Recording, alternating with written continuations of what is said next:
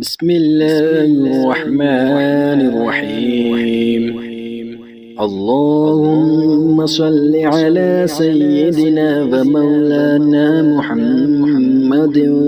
صاحب التاج والمعراج والبراق والعلم، دافع البلاء والوباء والقحط والمرض والألم، اسمه مكتوب مرفوع مشفوع منقوش في اللوح والقلم،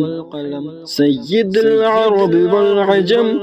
جسمه مقدس معتر مطهر منور في البيت والحرم، شمس الضحى بدر الدجى صدر العلا نور الهدى كهف الورى مصباح الظلم، جميل الشيم شفيع الأمم صاحب الجود والكرم، والله عاصمه وجبريل خادمه والبراق مركبه والمعراج سفره وسدرة المنتهى مقامه، وقاب قوسين مطلوبه والمطلوب مقصوده والمقصود موجوده،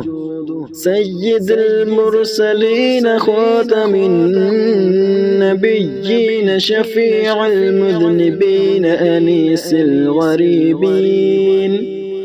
أنيس الغريبين رحمة للعالمين، راحة العاشقين مراد المشتاقين، شمس العارفين سراج السالكين، مصباح المقربين محب الفقراء والغرباء والمساكين، سيد الثقلين نبي الحرمين إمام القبلتين، وسيلتنا في الدارين،